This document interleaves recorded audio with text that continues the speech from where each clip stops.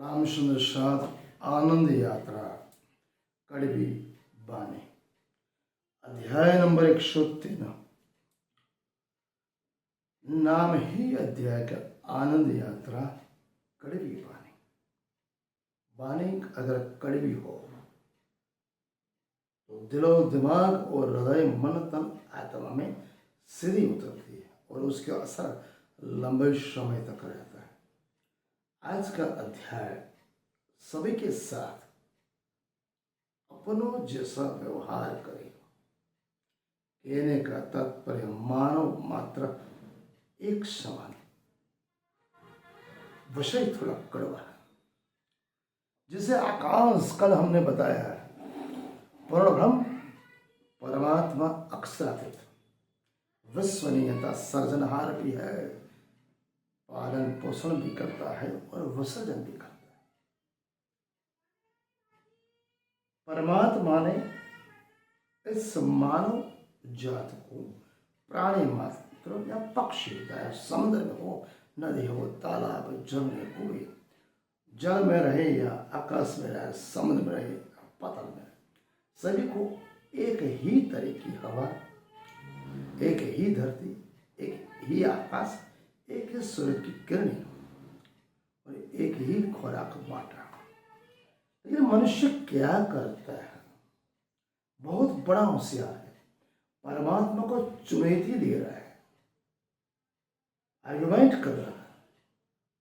अगर तू है तो दिखता क्यों नहीं? अगर है तो दिखता क्यों नहीं? तेरा वजूद है तो दिखता क्यों नहीं? अगर तू है तो मुझे दिखा कि मैंने सब कुछ ढूंढा, मंगल भी पहुंच गया, चंद्र पर भी पहुंच गया, हर वो चीज मैंने जो चाही वो पा ली। तू कौन है? तू है तो दिख तो सही। इसीलिए कहते हैं कि जैसे आकाश, सूरज, पानी और हवा और धरती हम नहीं बांट सकते, वैसे ही संतों और उनकी वाणियों को बांटना नहीं चाहिए। ऋषि मुनि और उनके अनुभवों को नहीं बांटना चाहिए।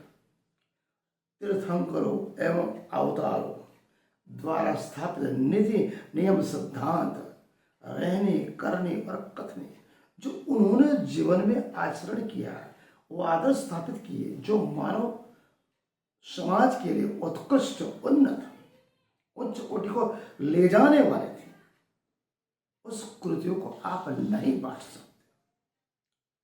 भारतीय मनीषा स्पष्ट कहती है, सारा ब्रह्मांड एक संसार है, यहां कोई पराया नहीं, यहां सब अपने हैं।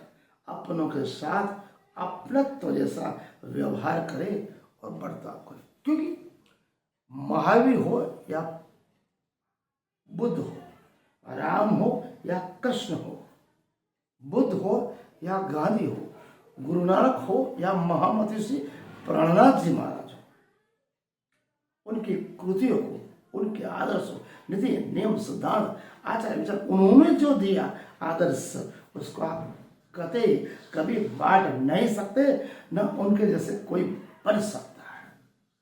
उन्होंने जिस भारत ने के लिए, समग्र दुनिया के लिए जो किया, प्रेम, स्नेह, दया, करुणा, अहिंसा, अप्रायिका, आज न कोई कर सकता है, न दिल में सोच सकता है। हम क्या कहना चाहते? जिस दिन संत, जैन,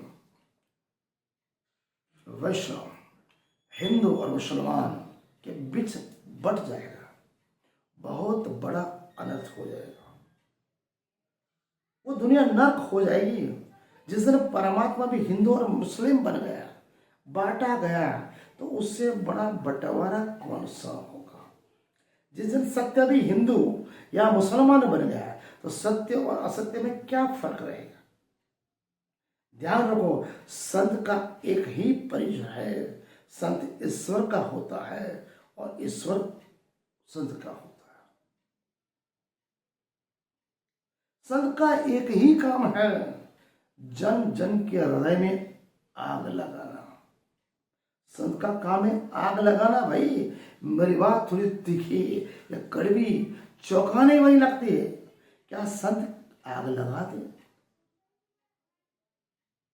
देखो मेरी बातें आचरण में जब तक आप नहीं लोगे तब तक मीठी नहीं आती।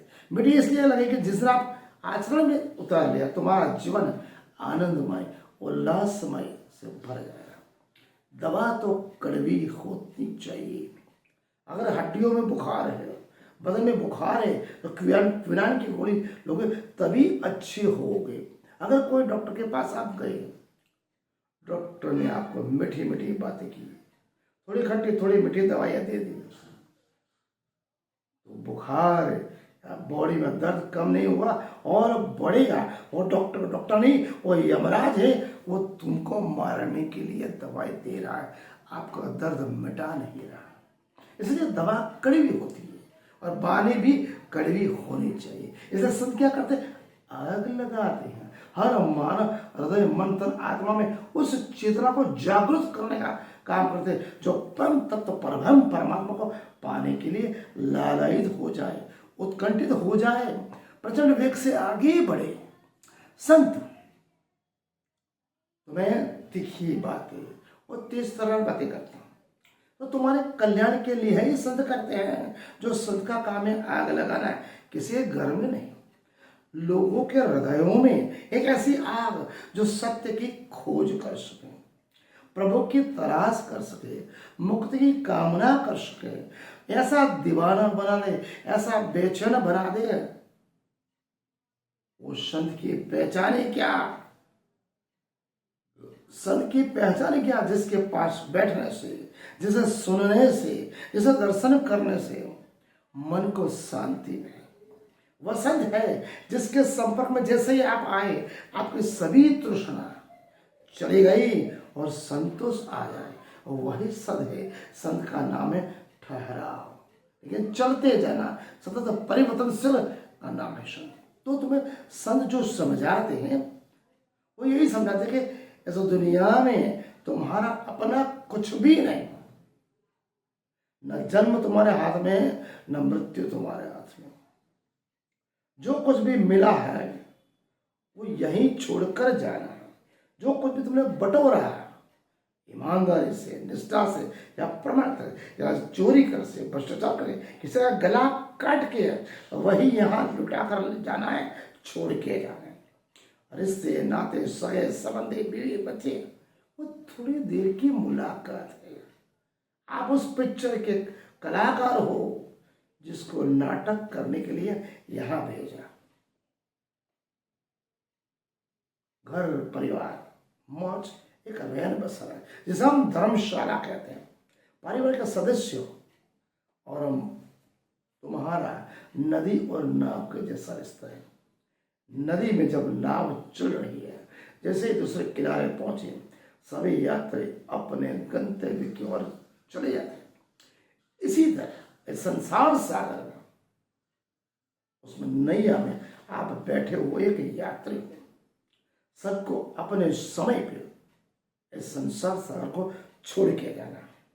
ऐसे ही परिवार का कोई सदस्य जब एक बार बिछुड़ जाए, आपके कंधों पे बैठ के उसका मूल घर जहाँ स्मशान है वहां पहुंच गया, वापस कभी लौटता नहीं।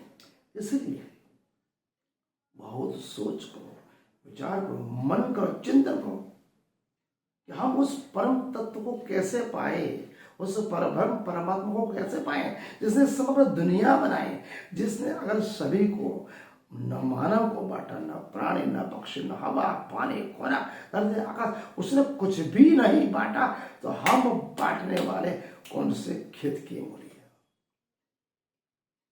तुम्हारी कोई हस्ती नहीं। हजारों लाखों राजा महाराजा ऋषि मुनि संत आए और चले गए, किसी को कोई पूछने वाला नहीं। तो ये मत समझ लो तो दुनिया तुम याद रख, याद कर, दुनिया किसी को याद नहीं। संसार का नाम है परिवर्तन, नित्य चलते जाना। आज का अध्याय हम यहाँ पूर्ण करते हैं। प्रणाम। उस दूसरा भाग हम आगे वाले अध्याय में बताएंगे। राम सुंदर साहब।